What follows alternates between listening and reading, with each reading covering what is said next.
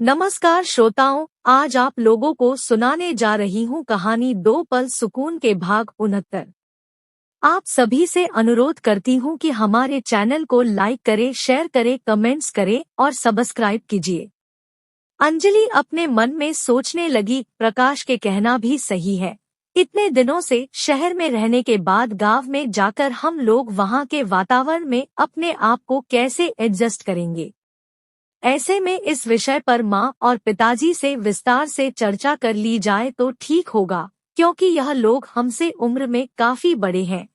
कुछ ना कुछ तो सही राय देंगे। मैं पिताजी को बुलाकर लाती हूँ, कहते हुए अंजलि उठकर चली गई और थोड़ी ही देर में अपने माता पिता दोनों को साथ लेकर वहाँ पर आ गई और बातें शुरू करती है। रामस्वरूप जी धीमी आवाज में कहने लगे, बेटा अब समय बहुत बदल चुकी है। अब के गांव हमारे बचपन के गांव जैसा नहीं रहे। अब तो चारों ओर बहुत से डेवलप हो चुकी है। ऐसे में तुम लोग जिस विषय पर शंका जता रहे हो वह निरर्थक है। मैं ऐसा तो नहीं कहता कि अब के गांव शहर जैसा हो गई है, मगर छोटे शहरों की तरह डेवलप हो चुकी है। आजकल वहां पर भी स्कूल, कॉलेज तथा इंग्लिश मीडियम स्कूल के साथ साथ सरकारी और प्राइवेट हॉस्पिटल भी बहुत से डेवलपमेंट हो चुकी है। हमें सबसे ज्यादा जो चाहिए, हमारी जरूरतों के हर चीज अगर हमें गांव में ही 1-2 किलोमीटर के दायरे में मिल जाती है तो भला क्या मुश्किल है। साथ में हम लोग यहाँ के 1 गज जमीन के पैसे से वहाँ पर 100 गज जमीन खरीद सकते हैं। वहाँ पर खेती होती है, ज्यादा ना भी हो, अगर 5-6 बीघा खेत की जमीन ले सकते हैं तो तुम तीनों के लिए बहुत है। हमारा चिंता ना करो, जब तक जीवित रहेंगे सरकारी पेंशन तो मिलती रहेगी। 5-6 बीघा जमीन से नियमित रूप से जो भी आमदनी होगी उससे तुम्हारे गुजारा हो जाएंगे। साथ में वहाँ पर कोई ऐसा काम करने की कोशिश करेंगे ताकि अच्छे ढंग से गुजारा हो सके। हम लोग एक काम और कर सकते हैं। मान लो कि यह मकान बिक्री करने के पश्चात जो पैसा मिलेंगे उसे बैंक में मासिक स्कीम पर डाल देंगे, तो जो पैसा मिलेगा उससे तुम तीनों का आराम से गुजरा हो जाएंगे। आज के समय में इस मकान को बिक्री करने पर 1 करोड़ से भी ज्यादा पैसा मिल सकते हैं।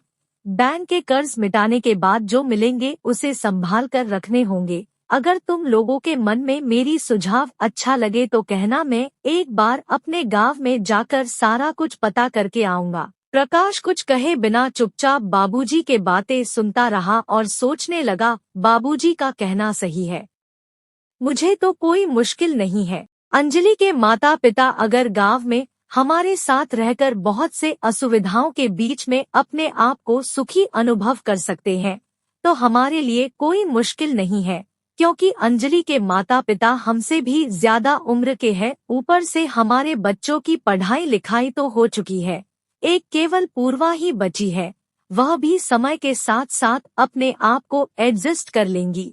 अंजलि कहती है कि लड़कियां अपने माता पिता के प्रति ज्यादा सेंसिटिव होती है।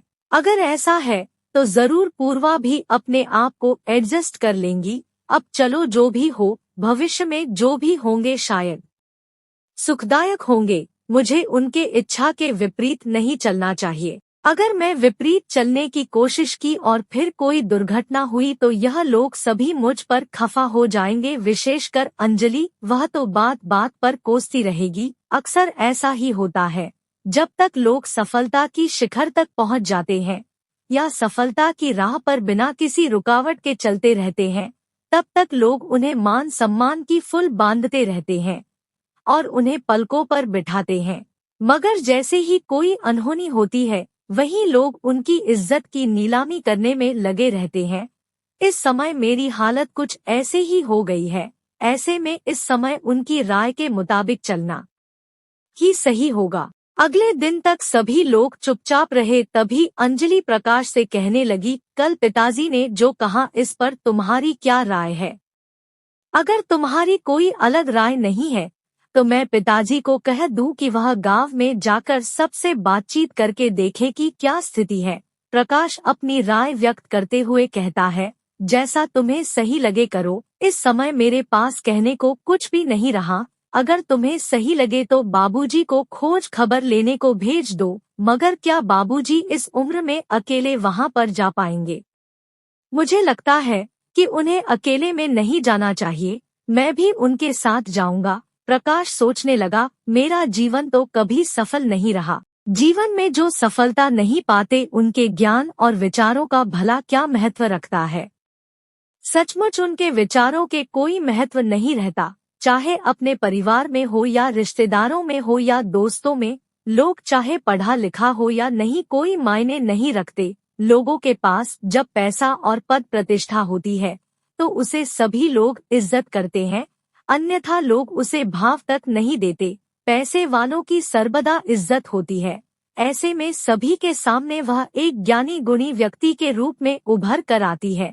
सभी लोग उन्हें बड़ा मानते हैं, उनसे सलाह लेने को आते हैं, चाहे उसे अपना नाम भी लिखना ना आता हो। जैसे कि अक्सर देखे जाते कि गांव के जो सरपंच कभी स्कूल गए ही नहीं थे मगर अब वह सरपंच बन बैठा, जो कभी स्कूल नहीं गए वह स्कूल के अध्यक्ष या तो सचिव बनकर बैठे हैं।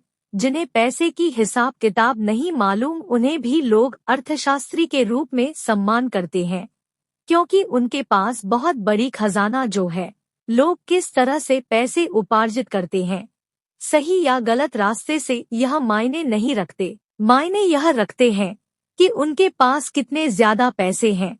मगर जो जीवन में सफलता अर्जित नहीं कर पाते, पैसे अर्जित करने में कामयाब नहीं होते या तो किसी कारण गलत जगह में फंस गए तो उससे सभी लोग किनारा कर लेते हैं, उसे लोग धरती के बोझ मानते हैं। मेरी ही दशा अभी कुछ इस प्रकार हो गई है। अगले दिन जब रामस्वरूप जी अपने पुश्तैनी गांव में घूमने चलने को तैयार होने लगे तो प्रकाश कहने लगा, बाबूजी आप इस उम्र में अकेले कैसे जाएंगे? अगर रास्ते में कुछ हो गया तो डॉट। जवाब में रामस्वरूप जी कहने लगे, बेटा मुझे कुछ नहीं होगा, तुम लोग खामखा चिंता मत करो। अभी इस वक्त किसी को भी साथ लेकर जाना ठीक नहीं होगा, मैं अकेला ही चलता हूँ। अगर कुछ बात बन गई तो अगले बार तुम्हें लेकर जाऊंगा। रामस्वरूप जी अकेले रवाना हो गए। जब अपने पुश्तैनी गांव में पहुंचे तो उन्हें अपने गांव नया नया सा लगने लगा। असल में गांव में समय के साथ साथ बहुत से बदलाव हुआ है, इस कारण उन्हें ऐसा लगने लगा मानो किसी दूसरे गांव में पहुंच गए। गांव के सड़कें सारे अब पक्की हो गई है। जहां खाली खेत जमीन हुआ करती थी वहां के जमीन सारे कहीं गायब हो गई है। रास्ते के दोनों किनारे ऊंची ऊंची मकान बन चुकी है, बड़ी बड़ी दुकानें बन चुकी है। जहां कभी एक छोटी सी झोपड़ी वाले दुकान हुआ करती थी वहां पर बड़ी बड़ी दुकानें और बहुमंजिला इमारतें बन चुकी है। ऐसे में पुराने लोगों के लिए जो लंबे समय से गांव से दूर रहे उनके लिए तो यह गांव नए नए से लगेंगे। जहां छोटे छोटे गली और मकान के ऊपर मकान बन गई है। जहां कभी केरोसिन की लालटेन और डिबिया जलती थी वहां अब बिजली के चमकते हुए झिलमिलाती रोशनी से चमकती हुई गांव तो स्वाभाविक है कि रामस्वरूप जी जैसे बूढ़े लोगों के लिए थोड़ा कठिनाइयों का सामना करना स्वाभाविक है। रामस्वरूप जी ऑटो रिक्शा पकड़कर अपने गांव में पहुंचे और अपने बचपन के दोस्तों के नाम लेकर रास्ते पर बने दुकानों में बैठे लोगों से पूछने लगे, मगर किसी ने भी सही जानकारी नहीं दे पाते। राह चलते लोगों से भी पूछने पर कोई भी सही जानकारी नहीं दे पाते। ऐसे में रामस्वरूप जी चिंता में पड़ गए। यह और भी आगे निकल गए और चलते चलते गांव के किनारे बहती नदी के किनारे चल पड़े, जहां पर परिवर्तन तथा विकास की रोशनी तो पहुंच गई मगर उतना नहीं। विकास के नाम पर कहीं कहीं कंक्रीट के रास्ते तथा नदी के किनारे पर कंक्रीट के सीढ़ी बनी हुई है, बस इतना ही।